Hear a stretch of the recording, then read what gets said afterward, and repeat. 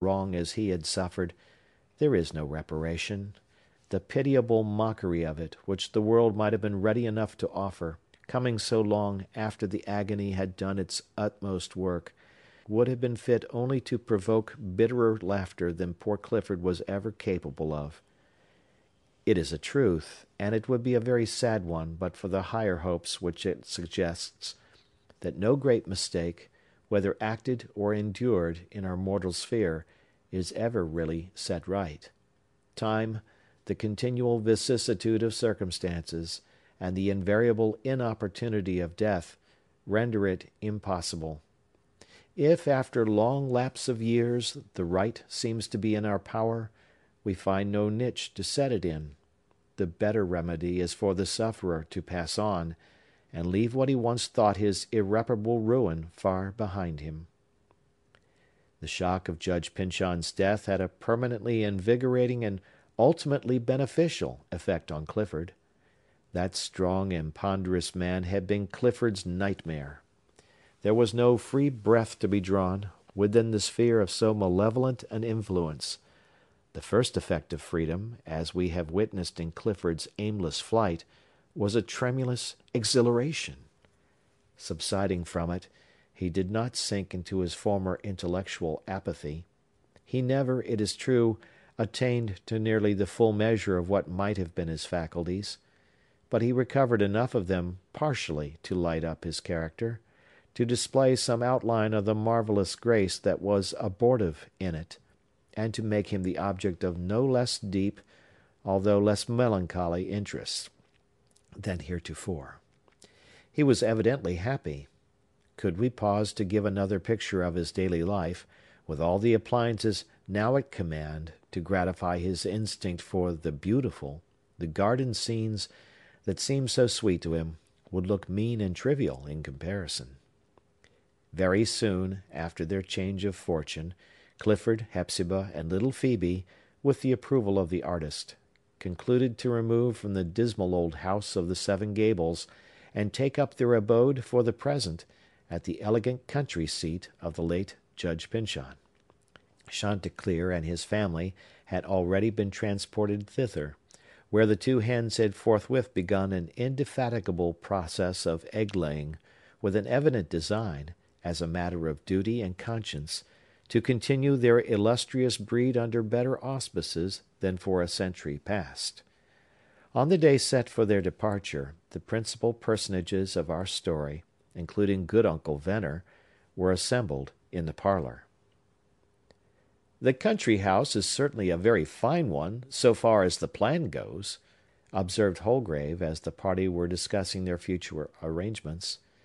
"But I wonder that the late Judge, being so opulent, and with a reasonable prospect of transmitting his wealth to descendants of his own, should not have felt the propriety of embodying so excellent a piece of domestic architecture in stone, rather than in wood. Then every generation of the family might have altered the interior to suit its own taste and convenience, while the exterior, through the lapse of years, might have been adding venerableness to its original beauty, and thus giving that impression of permanence which I consider essential to the happiness of any one moment." "Why," cried Phœbe, gazing into the artist's face with infinite amazement, "how wonderfully your ideas have changed! A house of stone, indeed! It is but 2 or 3 weeks ago that you seemed to wish people to live in something as fragile and temporary as a bird's nest." "Ah, Phœbe, I told you how it would be," said the artist, with a half-melancholy laugh. "You find me a conservative already. Little did I think ever to become one. It is especially unpardonable in this dwelling of so much hereditary misfortune, and under the eye of yonder portrait of a model conservative, who, in that very character, rendered himself so long the evil destiny of his race."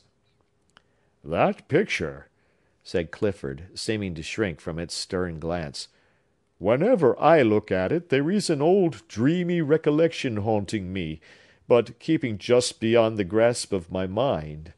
Wealth, it seems to say, boundless wealth, unimaginable wealth. I could fancy that, when I was a child or a youth, that portrait had spoken, and told me a rich secret, or had held forth its hand, with a written record of hidden opulence. But these old matters are so dim with me nowadays. What could this dream have been? Perhaps I can recall it, answered Holgrave. See, there are 100 chances to 1 that no person, unacquainted with the secret, would ever touch this spring. A secret spring! cried Clifford. Ah, I remember now. I did discover it one summer afternoon, when I was idling and dreaming about the house long, long ago. But the mystery escapes me. The artist put his finger on the contrivance to which he had referred. In former days, the effect would probably have been to cause the picture to start forward.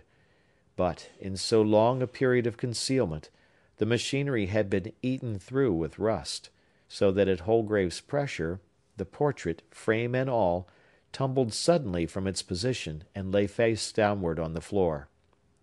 A recess in the wall was thus brought to light, in which lay an object so covered with a century's dust that it could not immediately be recognized as a folded sheet of parchment. Holgrave opened it, and displayed an ancient deed, signed with the hieroglyphics of several Indian sagamores, and conveying to Colonel Pyncheon and his heirs, forever, a vast extent of territory at the eastward. This is the very parchment, the attempt to recover which cost the beautiful Alice Pyncheon her happiness and life, said the artist, alluding to his legend. It is what the Pyncheons sought in vain, while it was valuable, and now that they find the treasure, it has long been worthless. Poor cousin Geoffrey! This is what deceived him, exclaimed Hepzibah. When they were young together, Clifford probably made a kind of fairy tale of this discovery. He was always dreaming hither and thither about the house, and lighting up its dark corners with beautiful stories. And poor Geoffrey, who took hold of everything as if it were real, thought my brother had found out his uncle's wealth. He died with this delusion in his mind. But, said Phœbe, apart to Holgrave, how came you to know the secret? My dearest Phœbe, said Holgrave, how will it please you to assume the name of Maule? As for the secret, it is the only inheritance that has come down to me from my ancestors. You should have known sooner, only that I was afraid of frightening you away, that, in this long drama of wrong and retribution, I represent the old wizard, and am probably as much a wizard as ever he was. The son of the executed Matthew Maule, while building this house, took the opportunity to construct that recess, and hide away the Indian deed, on which depended the immense land claim of the Pyncheons. Thus they bartered their eastern territory for Maule's guarding ground. And now, said Uncle Venner, I suppose their whole claim is not worth one man's share in my farm yonder. Uncle Venner, cried Phœbe, taking the patched philosopher's hand, you must never talk any more about your farm. You shall never go there as long as you live. There is a cottage in our new garden, the prettiest little yellowish-brown cottage you ever saw, and the sweetest-looking place, for it looks just as if it were made of gingerbread, and we are going to fit it up and furnish it on purpose for you. And you shall do nothing but what you choose, and shall be as happy as the day is long, and shall keep Cousin Clifford in spirits with the wisdom and pleasantness which is always dropping from your lips. Ah, my dear child, quoth good Uncle Venner, quite overcome, if you were to speak to a young man as you do to an old one, his chance of keeping his heart another minute would not be worth one of the buttons on my waistcoat. And, soul alive, that great sigh which you made me heave has burst off the very last of them. But never mind. It was the happiest sigh I ever did heave, and it seems as if I must have drawn in a gulp of heavenly breath.